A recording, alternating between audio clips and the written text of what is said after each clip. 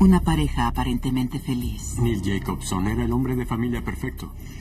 Frankie estaba enamorada de Neil. Ella amaba todo de él. Con 2 hijos adorables. Eric y Joshua eran 2 niños de 7 años muy afortunados. De repente, se sumerge en el lado oscuro. El enemigo estuvo viviendo en casa todo el tiempo. ¿Qué pudo ser el detonante de una violencia incalificable? Hay enfermedad en el mundo. Estamos hablando de una ruptura total con la realidad.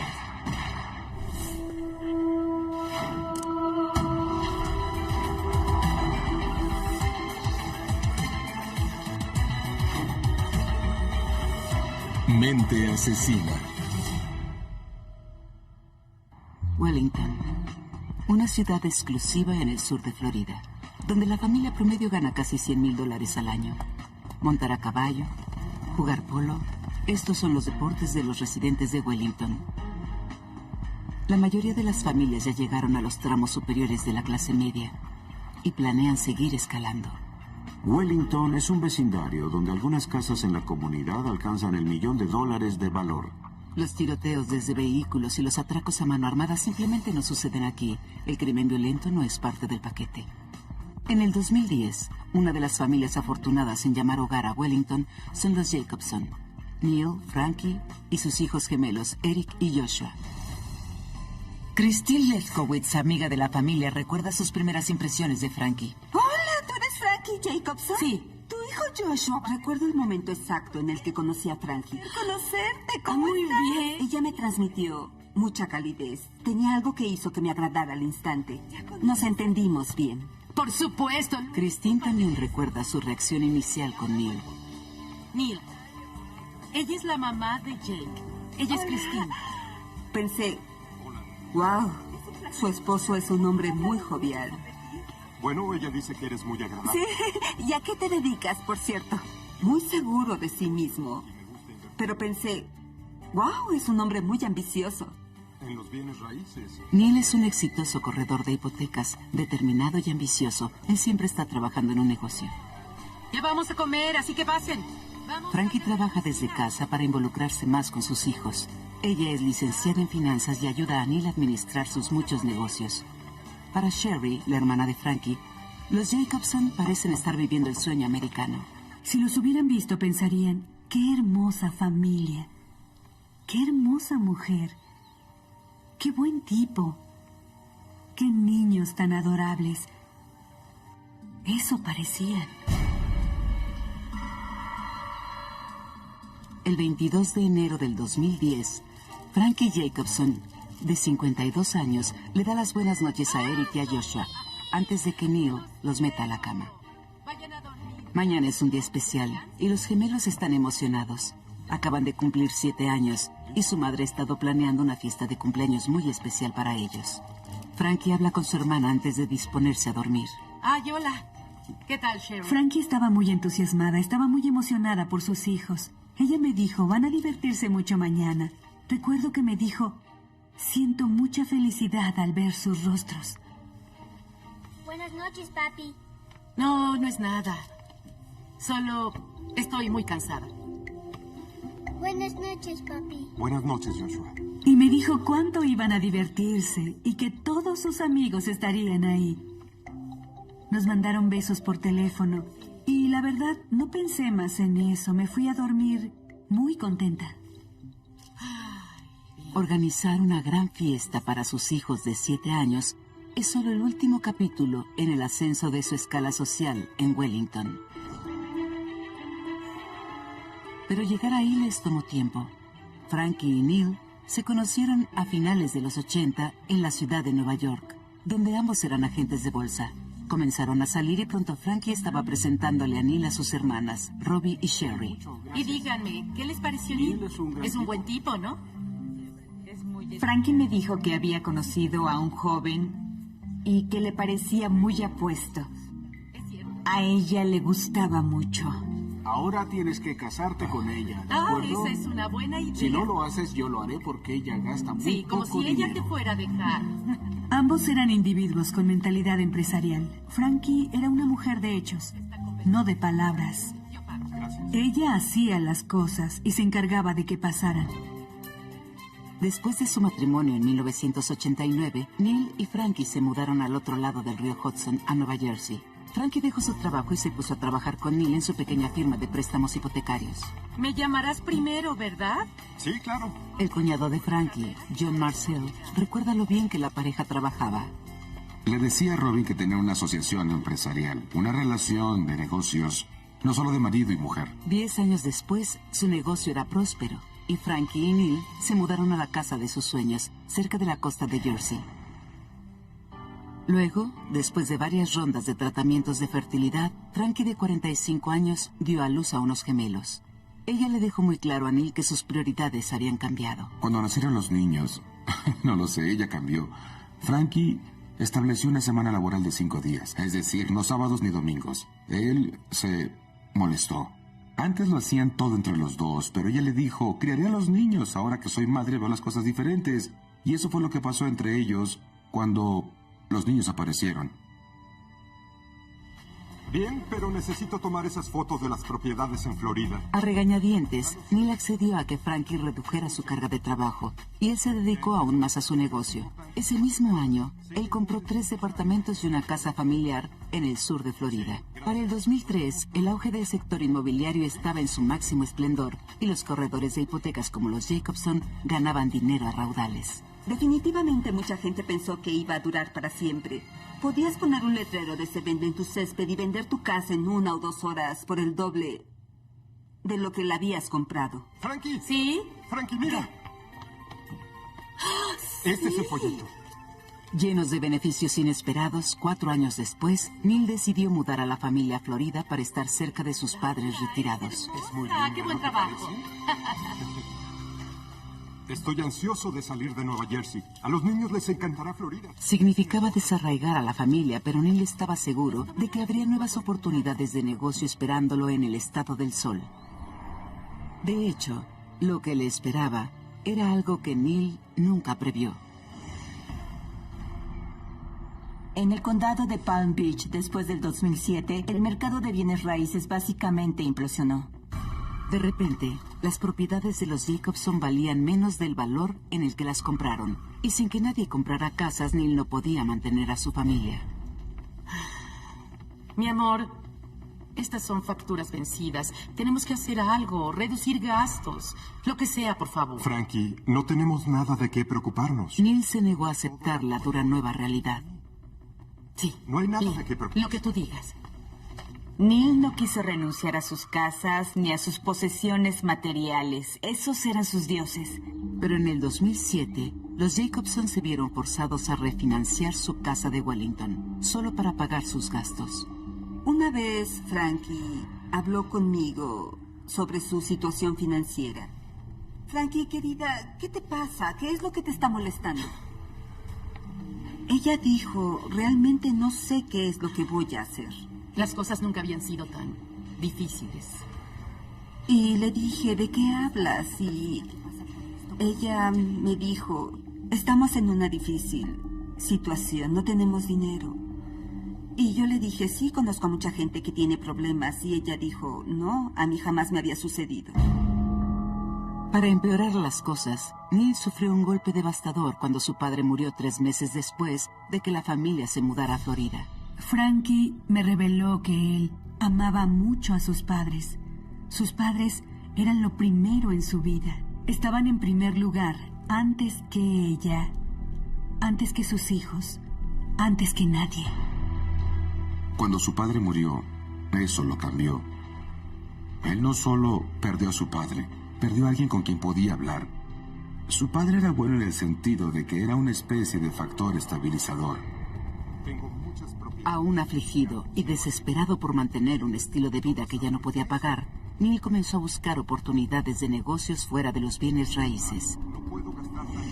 Recuerdo que él hablaba sobre varios trabajos. Se metía en esto, se metía en aquello, tratando de sobrevivir como todos los demás. Pero las arriesgadas inversiones de Neil afectaron su visión del sueño americano y sus amigos y familiares comenzaron a notarlo. La última vez que vi a Frankie y a Neil fue en la escuela. Frankie no era la misma de siempre. La observaba y pensaba, está extraña. No está aquí. Está dispersa, nerviosa, distraída. Y ella no era así. Y luego miré a Neil. ¿Neil? Solo diré que fue como una película de horror. Nos miramos a los ojos, lo miré y él me miró y de repente me dio una sensación de aversión y miedo. Básicamente parecía que estaba muerto. Sus ojos estaban muertos. Christine tenía razón de preocuparse por sus amigos, pero los demonios acechando dentro del matrimonio de los Jacobson eran mucho más peligrosos de lo que cualquiera pudo haber imaginado.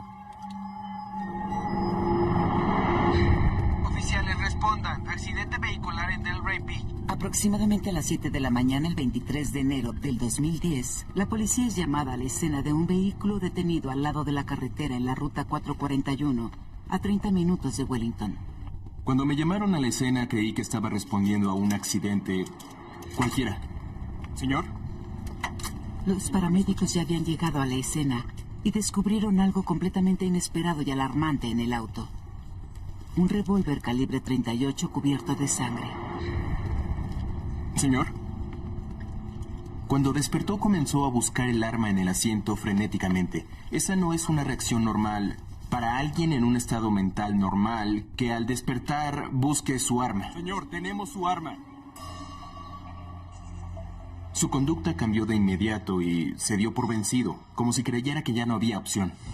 Encontrar a un hombre semi-inconsciente en un vehículo detenido con un arma ensangrentada junto a él ya es perturbador, pero lo que dice después lo es más aún.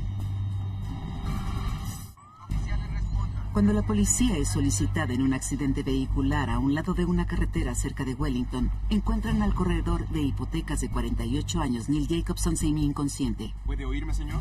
Y creí que estaba respondiendo a un accidente cualquiera. También descubrieron un revólver calibre 38 cubierto de sangre en el asiento delantero del auto. Después, repentinamente, Neil Jacobson suelta una revelación sorprendente. Él dijo, asesiné a mi familia. Yo no le hice más preguntas. Lo esposé inmediatamente.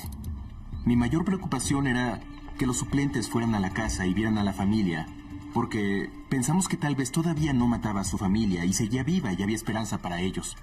La familia incluye a la esposa de Jacobson, de 52 años, Frankie, y a sus gemelos de 7, Eric y Joshua. La policía y los paramédicos van a la casa de Jacobson, esperando que no sea muy tarde. El detective de homicidios Sean Oliver es de los primeros en llegar. Entré por la puerta de enfrente.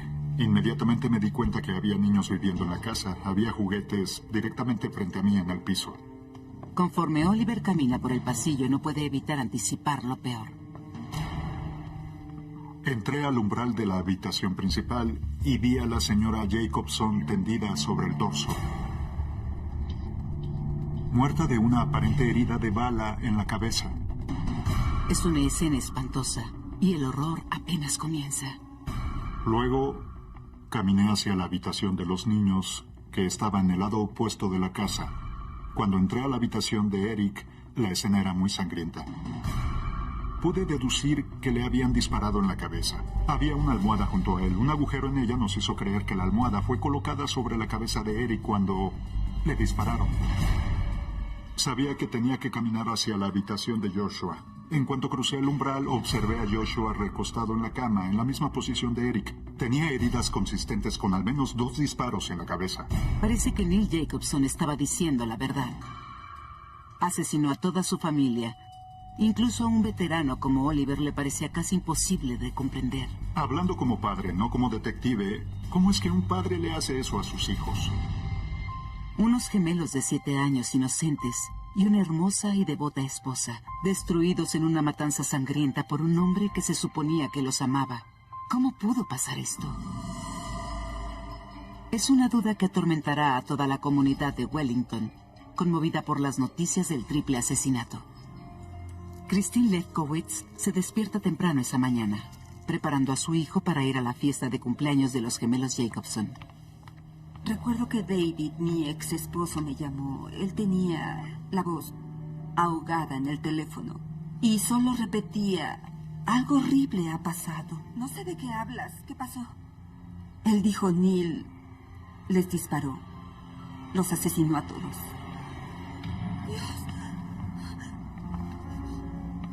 Todo lo que pensaba era, Frankie, ¿qué tuviste que soportar? ¿Qué estaba pasando en tu mente?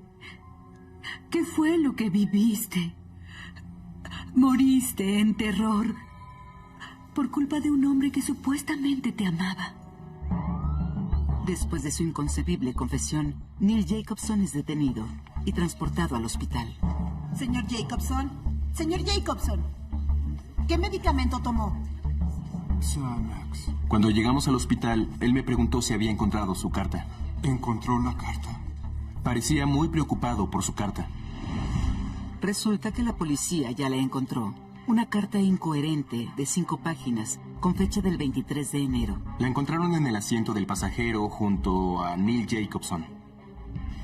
Cuando el detective Oliver inspecciona la casa de Jacobson, descubre una carta casi idéntica. Esta tenía fecha de 3 días antes de que él asesinara a su familia.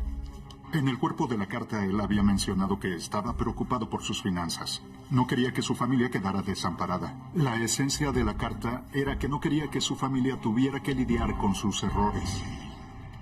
Ya me alejé mucho del camino y no puedo encontrar mi regreso.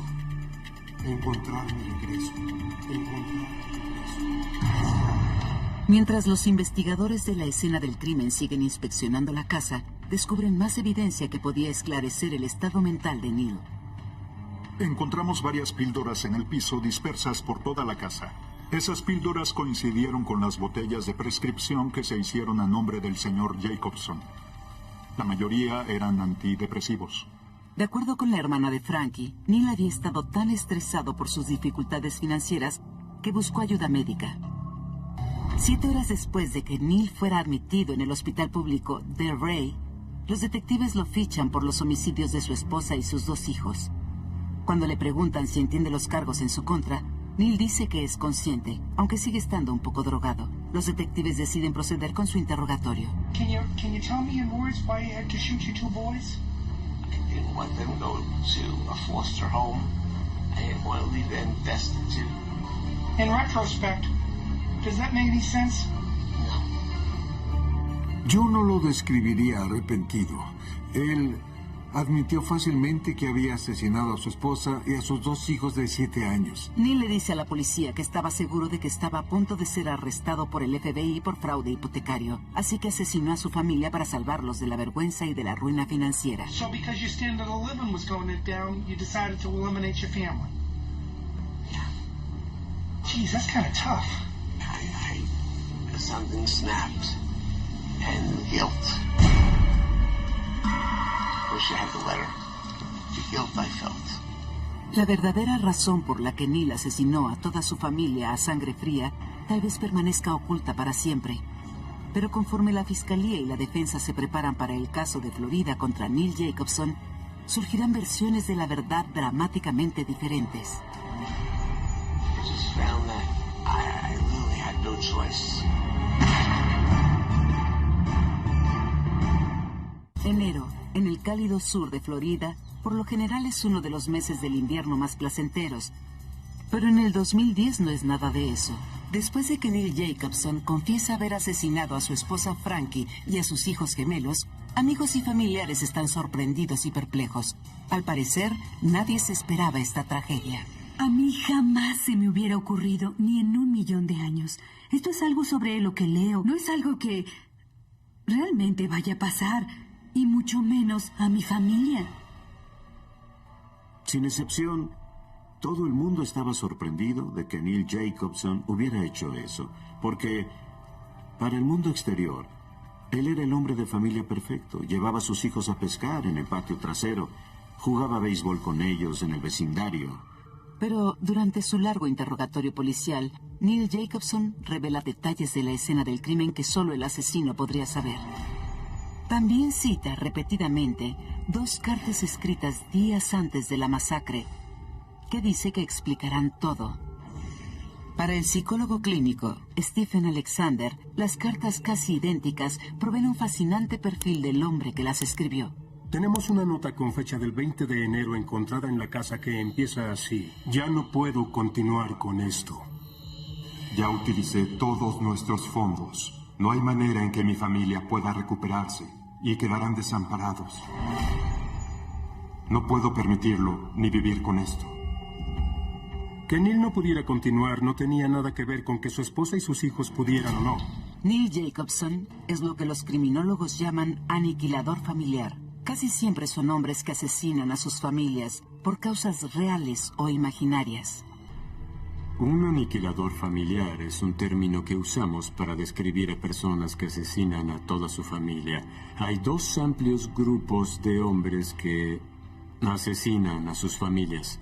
El grupo al que llamo iracundos, que son delincuentes que cometen violencia doméstica, y los delincuentes que son civiles respetables, que son personas que tienen, cuando menos en la superficie, una vida familiar que parece muy unida y donde no hay antecedentes conocidos de violencia doméstica y donde la violencia final es el asesinato.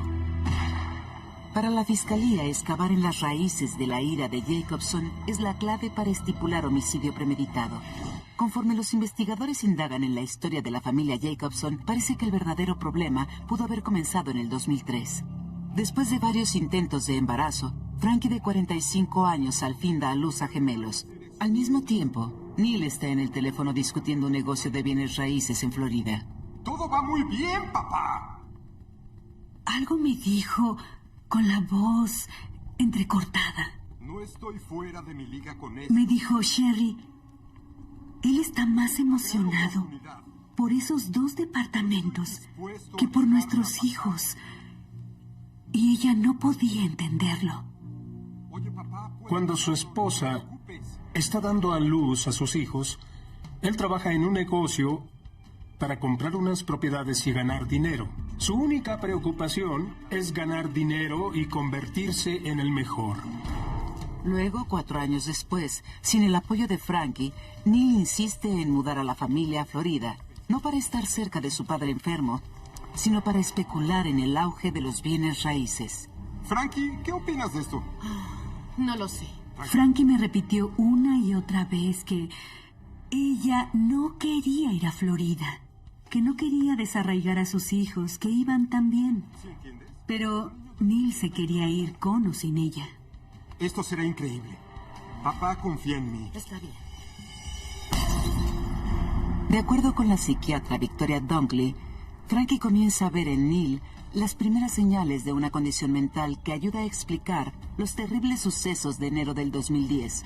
Se llama trastorno de personalidad narcisista. Un narcisista es un trastorno de la personalidad en la que la persona tiene una sensación de derecho, cree que es mejor que los demás, culpa a todos por lo que anda mal en su vida, y su ego es muy sensible a ser rechazado o herido. Sabemos que en los trastornos de la personalidad, en especial el trastorno de personalidad narcisista, una de las características clave es que cualquier éxito anterior solo alimenta su grandiosidad, así que desarrollan planes cada vez más grandes constantemente. Las cartas de la confesión de Neil revelan su gran plan. Todo lo que podía ver era mi deseo de que todo saliera a mi manera sin considerar lo que era mejor para mi familia. Creo que en realidad solo quería vivir el tipo de vida que había imaginado. No era tanto que quisiera más dinero. Dejé que esa visión condujera mis acciones.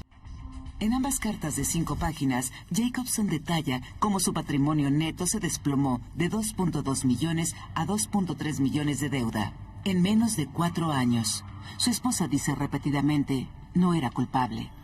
Sé que mi acto es cobarde e inhumano, pero saber que mi esposa y mis hijos hubieran vivido en sufrimiento durante el resto de sus vidas es demasiado.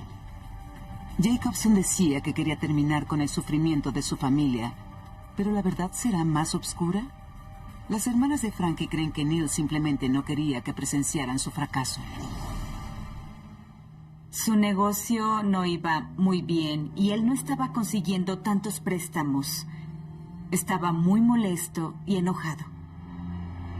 Frankie me compartía diariamente. De hecho, más que diariamente, varias veces durante el día, su preocupación por el bienestar de Neil. Para el 2009, Desesperado por ocultar sus dificultades financieras, Neil invierte en combustible para reactores y derechos de agua en Malta. Neil, qué gusto verte. Pasa, amigo. Tengo buenas oportunidades para ti. Cada proyecto es más extravagante que el siguiente y cualquiera pudo haberlo dejado sin un centavo. Recuerdo cuando ella me dijo, bueno, le quedan 5, bueno, le quedan 4, bueno, le quedan 3. Y finalmente le quedaba un negocio y luego, esas últimas semanas, cuando ese último se terminó, no tenía nada. Para finales del 2009, el antiguo hombre de negocios inteligente había perdido dinero en cada inversión que había hecho y había llevado a su familia al borde de la bancarrota. Neil no sabía que estaba invirtiendo en engaños. Básicamente fue un engaño tras otro y él estaba perdiendo su dinero. Frankie, ya no sé qué hacer. Neil le dijo, si esto no funciona, se acabó. No hay más. ¿En las buenas y en las malas? ¿Sí? Ella lo tomó como que ya no haría más inversiones de esa naturaleza. Sin que nadie lo supiera, se estaba gestando un desastre financiero. Muchas personas tienen problemas financieros, pero no van y matan a toda su familia porque se quedaron sin dinero. Para finales de diciembre del 2009, semanas antes de los homicidios, Neil Jacobson ha entrado en una espiral de depresión. Ante la insistencia de su esposa, él ve a un doctor y recibe una prescripción para un medicamento contra la ansiedad, Xanax, y un antidepresivo, Zoloft. Frankie me decía que se le dificultaba cuidar de sí mismo, asearse, lavarse. Frankie me comentó que Neil solía recorrer el suelo de la cocina de un lado a otro, de un lado a otro, de un lado a otro. Y ella me dijo, Sherry, no sé qué sucede con su mente. Conforme su mundo se colapsa, Jacobson teme que él y Frankie estén en riesgo de ser arrestados por fraude hipotecario en la fiesta de cumpleaños de sus hijos. A pesar de que Frankie Jacobson no sabía nada sobre las inversiones taimadas de Neil, sus miedos sobre su culpabilidad compartida son muy reales. I had a feeling the party was going to be a situation where the FBI ended up turning up and take us into custody. Did you think she was going to get arrested too? I thought they would arrest her because she signed off on the mortgage paperwork. I was afraid that our whole family would be taken away from us. My wife and I were arrested. Buenas noches, papi. Finalmente, los detectives no pudieron encontrar evidencia de que el FBI estuviera investigando a los Jacobson. Todo estaba en la mente deteriorada de Neil. De acuerdo con el profesor de criminología Neil Websdale, la anticipación de la fiesta solo le agregó más estrés. Los cumpleaños se asocian con dar regalos, con proveer. Y eso es lo que hace un padre. Y eso es lo que Neil Jacobson comenzó a darse cuenta que no podía hacer. Buenas noches, papi. Buenas noches, papi. Lentamente la humillación, la angustia, la vergüenza, la depresión, la ansiedad, el insomnio, el caminar de un lado a otro, los medicamentos, estas cosas se construyen durante el tiempo hasta llegar a una crisis que él, de forma equivocada, resuelve a través del acto de violencia. En la noche del 22 de enero del 2010, Frankie Jacobson se prepara para la fiesta de cumpleaños de sus hijos de 7 años al día siguiente. Pero la alegría de la ocasión está eclipsada por la depresión en aumento de su esposo Neil. Incapaz de enfrentar la ruina financiera que él mismo propició, Neil está a punto de tomar una acción drástica. Él experimentó una enorme confusión emocional en los años, los meses y los días que condujeron a la confrontación con su esposa. Creo que lentamente y de forma equivocada encontró una solución al problema. Frankie le deja a su hermana Robin un último mensaje de voz. El mensaje es claro. Neil ha empeorado. Frankie me dejó un mensaje y quería que la llamara. Ella expresaba su preocupación de que Neil no estaba bien. ¿Robin? Él se sienta por horas sin hacer nada más que mirar álbumes de fotografías familiares. Estoy muy preocupada. Él no habla con nadie. Me dice muy poco. Me decía, ya no sé qué hacer.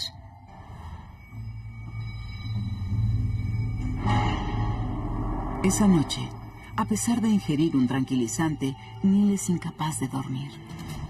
And I guess about 6 o'clock Saturday morning is when everything in my head just let loose. En sus cartas y en su confesión grabada, Neil dice que estaba en un arranque de ira, ocasionado por la pérdida de su estilo de vida de clase alta que no tenía idea de cómo recuperar. En cuanto su esposa despierta, Jacobson va al guardarropa y saca el revólver que cargó la noche anterior. And I came out of the bedroom, out of the closet, and I just said, honey, it's over. It's just over. And she saw what I was doing. She screamed and yelled. What did she say? She said she wanted to live. Mientras Frankie pelea por su vida, le ruega a Neil que perdone la de sus hijos. ¿Qué estás haciendo, Neil? ¡Neil! Jacobson se detiene a cargar su arma antes de abandonar la habitación. From there, where did you go? I believe I walked down the hallway to Eric's bedroom.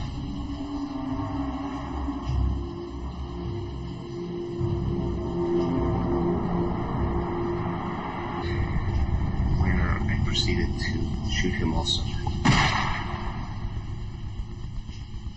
And from there, what happened?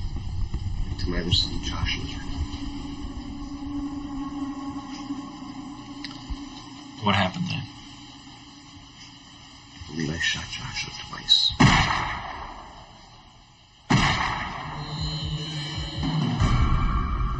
What happened after you did that? Did you go inside the master bathroom? I may have gone in before or after. Sure. And what did you do in there? I washed my face. Wash your face? Yeah. Why did you wash your face? Blood on it. From who? My family. Creo que hay una relación simbólica entre el agua, lavarse el rostro y la noción de purificación. Él acaba de pasar por algo increíblemente traumático y está listo para avanzar. Y está refrescando su rostro, ha refrescado su personalidad, salvó su personalidad, tal vez con el acto de violencia atroz. Unas horas después de los homicidios, Jacobson le dice a una enfermera que ingirió entre 5 y 10 píldoras de Xanax en un intento de terminar con su vida. De ser verdad, es un débil intento de suicidio. Un hombre adulto que tome entre 5 o 10 píldoras de Xanax caería en un sueño profundo durante unas horas, despertaría y se sentiría bien. Did you think if you shot your wife and family that the police would come and they'd arrest you because it was wrong? I thought I ended up killing myself. But you didn't. I don't know why. Este hombre jamás intentó suicidarse. Él pudo asesinar a sus hijos, pero era imposible que se suicidara porque él se consideraba el centro del universo. Al final, por supuesto, que Neil Jacobson sobrevive. Y su familia no. La fiscalía le imputa 3 cargos de homicidio en primer grado. Se llama premeditación. Y en este caso en particular, teníamos evidencia abundante de que había escrito una nota 3 días previos al incidente. Así que estuvo pensando en cometer este acto por 3 días y, francamente, tal vez por mucho más tiempo. En su comparecencia, Jacobson se declara inocente y es enviado a la cárcel del condado de Palm Beach y permanecerá ahí los 2 años siguientes mientras su caso viaja por el sistema legal. Hay 2 posibles sentencias para el homicidio en primer grado: cadena perpetua sin libertad condicional o muerte. Si algún caso tuvo la posibilidad de que alguien fuera a juicio, lo condenaran y lo sentenciaran a muerte, fue el de Neil Jacobson, porque involucraba la muerte de 2 niños pequeños. Con una confesión grabada, 2 cartas extensas, un motivo claro y perturbador y el arma homicida, la fiscalía está segura de una condena rápida. Si es que el caso llega a juicio, la sentencia más probable es la pena de muerte. Ellos esperan que Jacobson cambie su alegato culpable para salvar su pellejo. Revisé los documentos y determiné que Neil Jacobson está en la miseria, por lo tanto tiene derecho a un defensor público. El fallo del juez resulta en un golpe de suerte para Jacobson, cuando una de las abogadas defensoras más respetadas de Florida accede a tomar su caso, la defensora pública del condado de Palm Beach, Carrie Howard.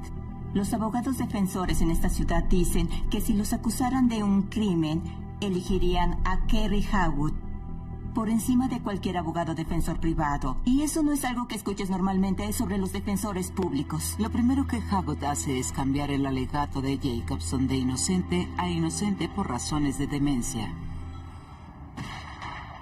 Abogados, quiero verlos en mi despacho.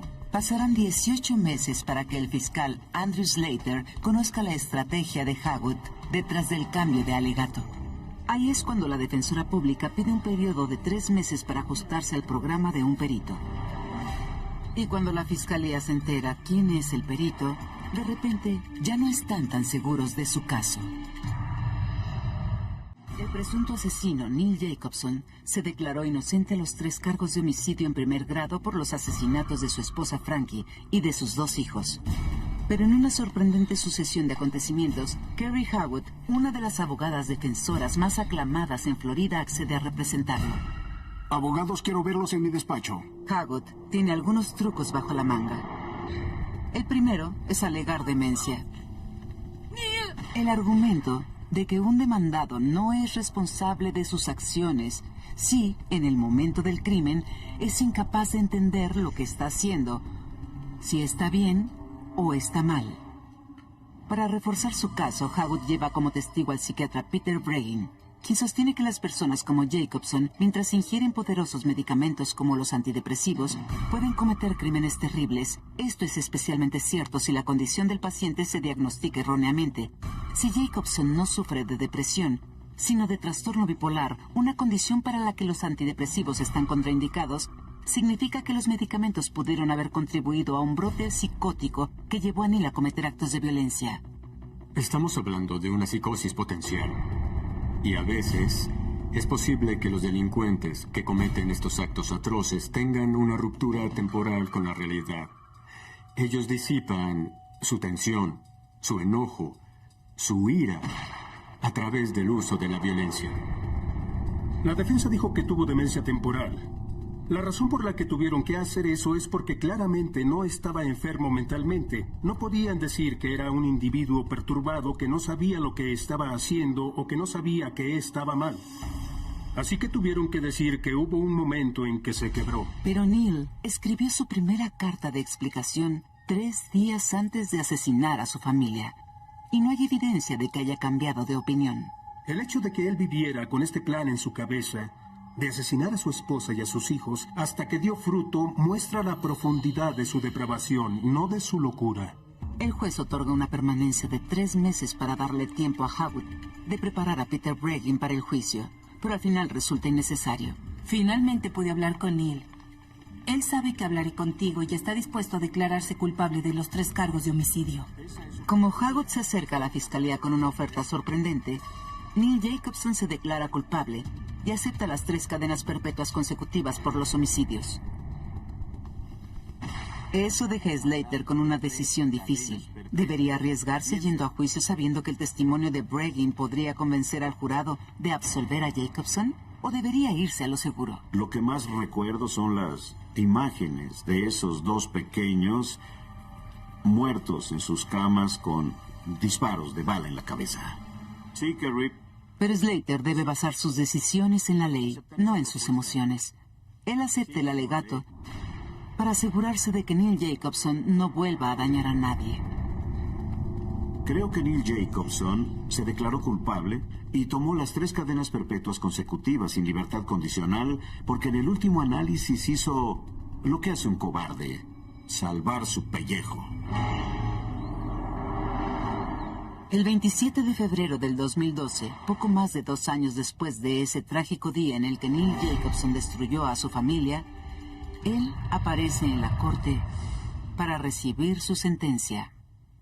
La familia de Frankie Jacobson tuvo la oportunidad de hablar, y así lo hizo.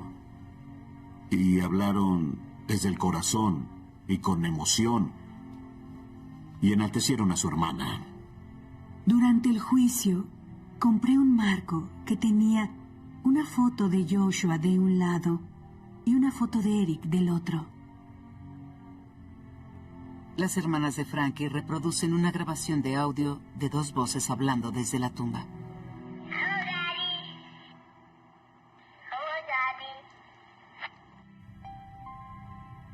Quería que Neil escuchara sus voces.